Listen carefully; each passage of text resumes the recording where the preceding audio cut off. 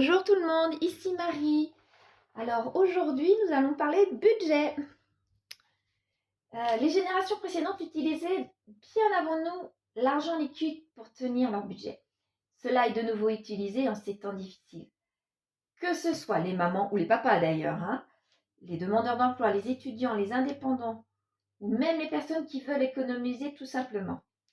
Donc je vais vous parler de ce sujet en 2 vidéos car je crains sinon que celle-ci soit trop longue. Donc aujourd'hui, nous allons voir les économies qu'on peut faire sur notre budget. Et la semaine prochaine, ce sera plus sur comment ne pas perdre trop d'argent au quotidien. Donc c'est parti. Alors, nous avons plusieurs outils à notre disposition pour faire des économies au niveau du budget. Je vous en liste 10. Il en existe d'autres, c'est sûr. Mais là, aujourd'hui, nous allons en voir 10. Aujourd'hui, là, il y a les défis. C'est comment vous dire, c'est un super outil. Il en existe plusieurs des défis. Alors, je les ai mis juste à côté de moi. Voilà. Vous voyez, ce genre de défi-là. Donc, je pense que je vous ferai une vidéo dans 15 jours, dans 2 semaines, oui.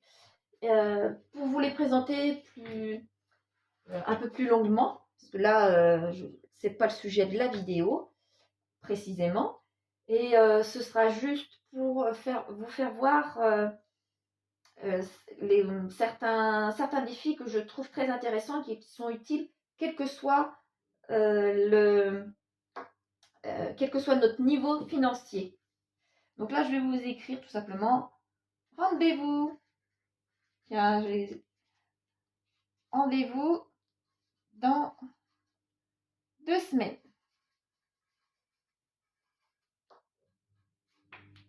Voilà.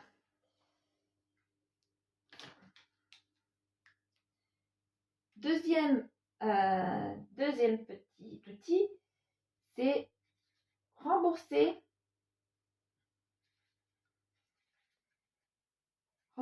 ses dettes.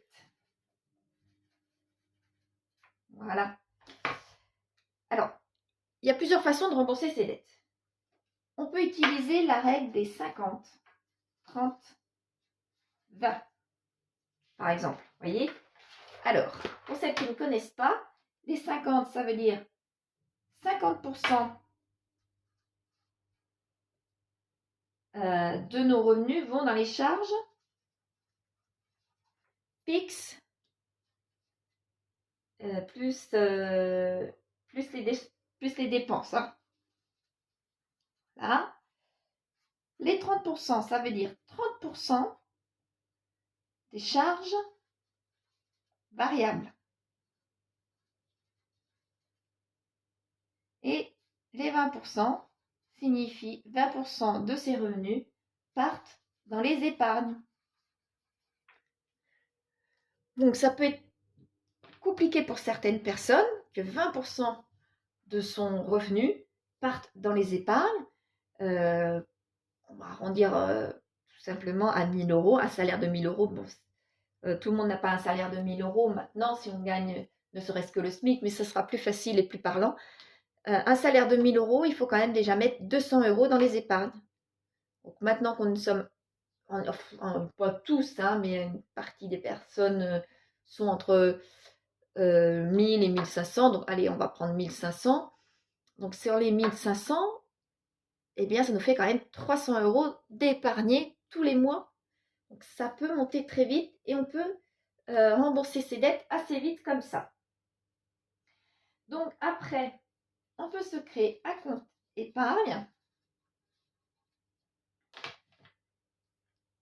Et grâce à ce compte épargne, on peut faire des économies en se payant en premier. Toutes les épargnes, dès qu'on reçoit, moi par exemple, mais d'autres personnes le font aussi, dès qu'on reçoit notre salaire, eh bien, nous allons retirer de l'argent pour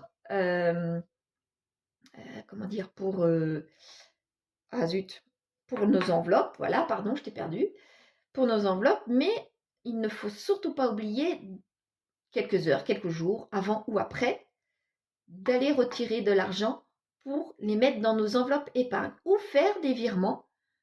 C'est ce que je fais, moi, des virements en automatique pour aller se payer en premier. Par exemple, moi, vous le savez, celles qui me suivent, j'ai un compte pour les enfants, tout ce qui touche aux enfants, et donc du coup, un compte courant pour mes enfants, pour mes 5 enfants.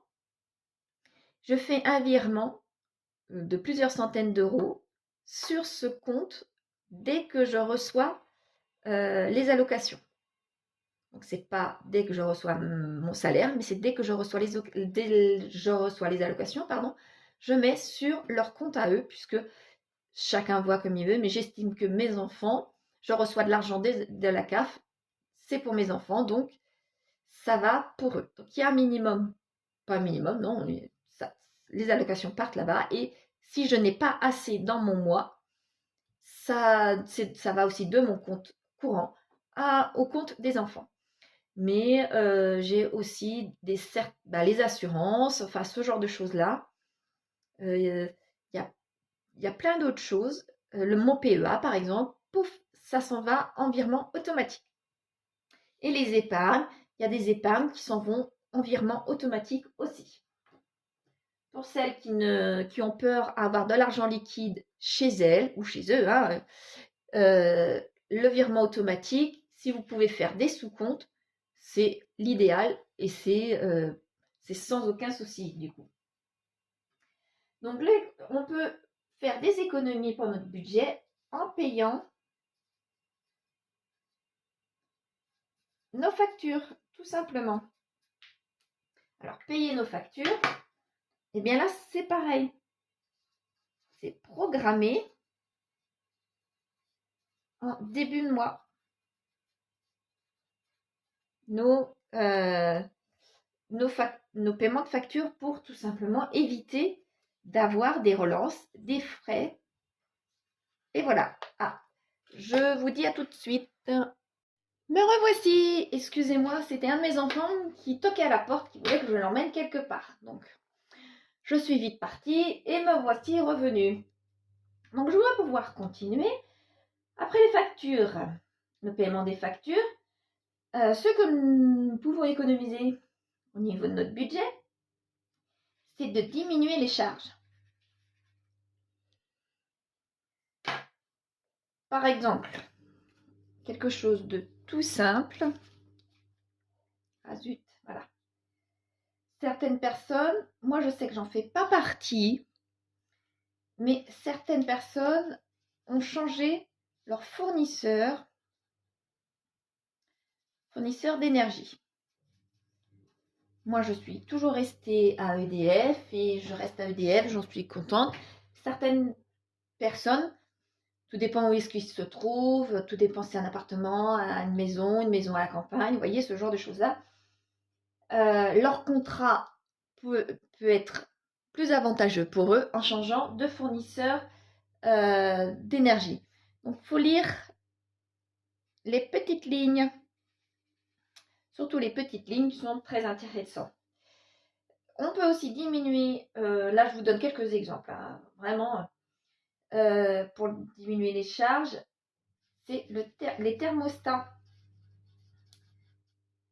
Vous savez, les thermostats de chauffage, il faut les utiliser, ça permet réellement de faire des économies sur notre budget, tout simplement lorsqu'il n'y a personne à la maison la grande partie de la journée. Bon, nous, ce n'est pas le cas. Les ampoules, pareil, ça c'était des exemples que je vous avais déjà donnés dans une vidéo de l'année dernière. Je vous en ai déjà parlé, de changer les ampoules, le thermostat et tout ça. Maintenant, dans les maisons aussi, on fait beaucoup la chasse aux fuites d'air. Payer du chauffage pour l'extérieur, c'est énervant. Là, j'ai cet exemple-là en tête, tout simplement puisque je suis dans un appartement d'un logement social, en attendant de pouvoir aller dans ma maison. Et à n'importe quel endroit de l'appartement, on sent des courants d'air. Ils nous ont, pourtant, lorsque je suis arrivée, ils nous ont dit, vous inquiétez pas, ça a été isolé par l'extérieur. Mais ils n'ont pas changé les fenêtres, ils n'ont pas changé vous savez, les petites mousses tout autour des fenêtres. Donc il y a de l'air qui passe continuellement, en permanence. Et eh bien, les radiateurs sont forcément à côté de ces fenêtres-là. Et donc forcément, une partie de ce que je paie à EDF s'en va tout simplement à l'extérieur. Le chauffage s'en va à l'extérieur. Bon, c'est pas une grosse partie, hein, c'est pas lorsque l'on avait des appartements ou des maisons vraiment comme avant. Encore que je sais que certaines personnes, c'est toujours le cas parce que ça coûte très cher de faire rénover sa maison. Mais là, moi, c'est un bailleur social. Il pourrait nous faire ça puisque je trouve que je paye très cher de logement, de loyer, pardon, et lorsque j'en parle autour de moi, on me dit également que je paye très très cher. Et en plus de ça, vous voyez, c'est des charges qui sont à comptabiliser. Au lieu de payer, je vous dis un montant au hasard, au lieu de payer 100 € par mois actuellement, ce qui n'est pas du tout le cas, hein, au lieu de payer 100 € actuellement, peut-être que j'en consomme réellement pour chauffer mon logement que 80. Donc ça veut dire que j'ai 20% qui s'en va par les fenêtres pour chauffer l'extérieur. Et ça, eh bien, c'est pas du tout normal. Donc, quand on peut faire la chasse aux fuites d'air, c'est aussi assez important puisque ça permet de faire des économies après. Autre chose aussi, résilier. Ça, je vous en avais déjà parlé aussi, si je me souviens bien. Résilier les abonnements inutiles. Par exemple, les livres, le streaming. Lorsque c'est inutilisé, ça ne sert à rien de les garder. Moi, lorsque j'ai commencé ma vie en partant de chez mes parents, j'étais abonnée à France Loisirs. Lorsque je suis partie, j'ai toujours eu cet abonnement-là et je me suis aperçue que ça prenait énormément de place, que j'avais pas le temps de lire, que je constituais des collections juste pour faire joli, malgré que je suis quelqu'un qui lit beaucoup et qui adore lire, mais lorsqu'on est dans la vie active, on se dit tiens, ça je vais prendre ça, puis ça, parce qu'on n'était pas limité en quantité maximale, mais juste minimale. Et bien après ça en fait une quantité lors des déménagements, une quantité au niveau du budget. Donc, et il existe d'autres sociétés, vous savez, comme les Hachette. Voilà, donc tout ça, j'ai arrêté, moi, et ça fait des belles économies. En streaming, c'est pareil. J'en ai pris certains, et d'autres eh bien, ceux que j'avais, je ne les ai pas résiliés, parce qu'on a tous l'utilité, et étant donné que j'ai plus d'enfants que la moyenne, nous avons tous l'utilité. J'en ai 3 en streaming. J'ai Amazon, Netflix et Disney. Mais Disney, je l'ai pris d'une autre façon. Je l'ai pris par Split. Split. Voilà, là comme ça. Oui, je crois bien que c'est un T derrière. C'est un partage d'abonnement, tout simplement. Et j'en suis très très contente. Je paie 3 ou 4 fois moins cher que si je le prenais à mon compte personnellement et que je l'utilisais que pour nous, que pour notre famille. Disney, c'est ce site de streaming que les enfants utilisent le moins. C'est pour ça que je l'ai pris en partage d'abonnement. Amazon et Netflix, les enfants l'utilisent, les 5 les utilisent tous les jours. Donc pour un peu qu'ils téléchargent, eh ben, les autres sont embêtés. Et puis voilà, donc ces deux-là, je les ai gardés à mon abonnement 100%. Et Disney, par contre, par split. Voilà. Après, certaines familles, 3 sites de streaming, c'est trop. Donc autant les résilier, vous ferez aussi des économies. Alors là, ce que vous me voyez faire très souvent cette année, c'est des jours. Alors moi, je ne fais pas des jours, je fais complètement des semaines et des mois blancs. Vous le savez que systématiquement, moi, en fin de mois, lorsque la semaine, là, je vais vous l'écrire comme ça, lorsque semaine non complète. Oups, complète. Alors, je vous explique pour les personnes qui ne me connaissent pas beaucoup. En fin de mois, lorsque la dernière semaine n'est pas une semaine complète, c'est une semaine en blanche. Donc, c'est des quelques jours. Donc, quelques jours, ça peut être 2 jours, ça peut être une journée, comme ça peut être 5 ou 6 jours en blanc. Donc ça me permet de faire beaucoup d'économies puisque je constitue mon stock alimentaire de plus en plus. Bon, après, j'essaye d'être raisonnable étant donné que à la fin de l'année, normalement, je déménage, j'aurai ma maison, donc ça fait des cartons supplémentaires. Donc ça sera bien utile pour lorsque je rentrerai dans la maison puisque j'aurai tellement de frais que, comme vous le savez, lorsqu'on déménage, on a quand même pas mal de frais. Et donc, j'aurai mon stock, mais je ne peux pas non plus avoir un stock énorme puisque ça fait déménager tout ça. Voilà. Mais pour les fins de mois, systématiquement, c'est des jours ou des semaines que je mets en semaine blanche. Celles qui me suivent, elles le savent. Donc là, ma 3e page. Donc, économie, budget. Je vous écris de nouveau. Voilà. Alors, maintenant, mon 8e exemple, c'est examiner, on va mettre ça comme ça, examiner budget par semaine. Alors, c'est un minimum une fois par semaine. Je sais que c'est compliqué, ça m'arrive très fréquemment, surtout cette année-là, que c'est au niveau de mon budget, c'est très compliqué. Mais il faut y aller au minimum une fois par semaine. Grâce à mes enfants, maman, tu veux bien me virer sur mon compte 10, 15, 20 euros, voire un peu plus. Donc, puisque je fais des virements, je sais très souvent combien j'ai sur mon compte, si je suis à l'aise ou si je ne suis pas du tout à l'aise ou si j'ai des paiements que je n'avais pas prévus qui sont passés et que je suis à découvert, ce genre de choses-là. Voilà. Là, mes dernières semaines, c'est tout simplement mes derniers mois même, mais mes dernières semaines depuis mon arrêt de travail, je suis payée en 3 fois dans mon mois. Et là, c'est compliqué aussi à gérer ça puisque les gros montants ne sont pas payés en 3 fois. Eux, ils sont d'un coup. Et là, il faut quand même les payer. Et je suis très régulièrement à découvert à cause de ça. Sans oublier les frais, de santé pour mes enfants ou les frais liés tout simplement à mes enfants, quels qu'ils soient.